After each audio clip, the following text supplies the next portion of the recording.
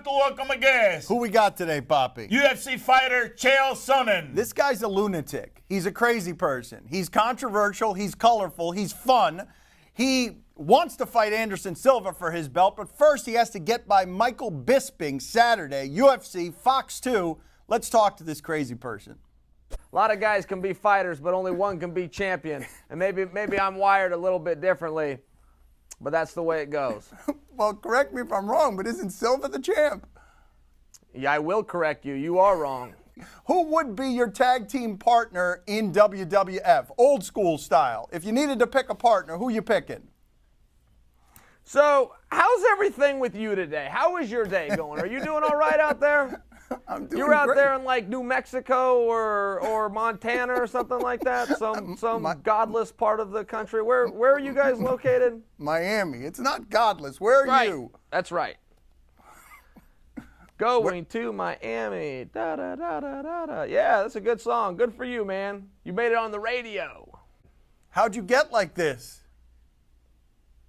Man, I'm from the mean streets of Westland, Oregon. You got to look over your back. You don't know what it's like out there. I'll tell you about it someday, but it's rough. I just imagine it being a lot of ducks. A lot of ducks? Oh, I'm sorry. Is this where I was that your attempted humor? I'm sorry. I would have played a lot. I didn't know that. Was that ha ha ha ducks? Ha ha ha. Well, are you going to give me, are you going to tell me what it is that you grew up around or not? No. I don't know that that's entirely true. You're saying that Steven Seagal is paying to be a part of that posse?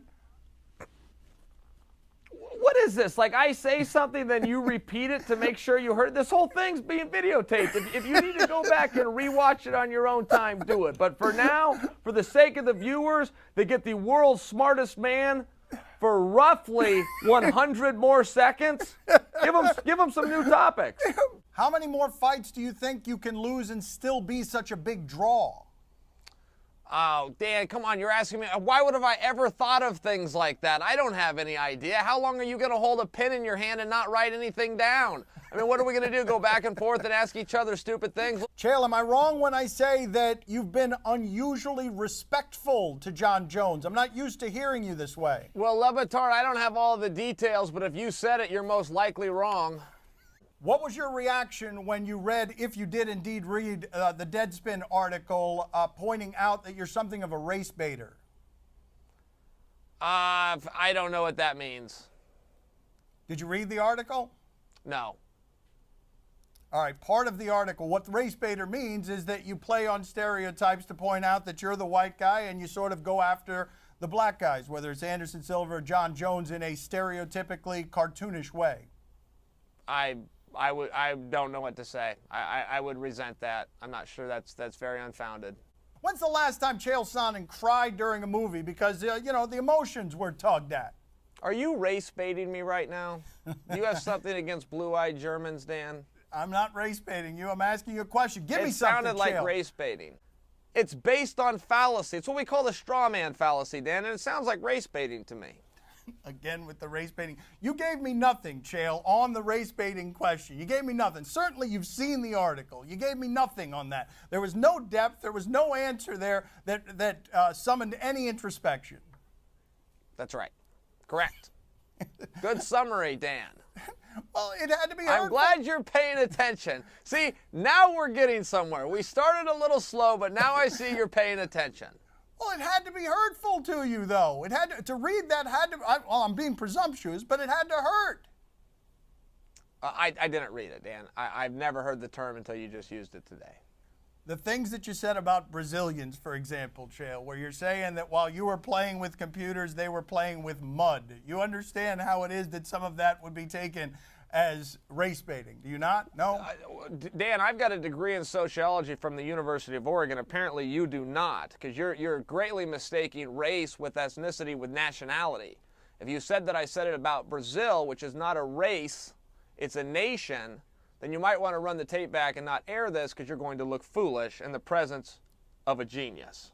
You tend to go after the black guys with more ferocity than you do like Michael Bisping, for example. Oh, wow. Didn't you start this interview by saying how nice we were to John Jones? Yes, but I think you changed your game plan. Yes, you've been great to John Jones recently. Yes, More you than have. Michael Bisping? You've been unbelievably flowery in your praise to John Jones, uncharacteristically flowery in your praise to John Jones. Stunningly.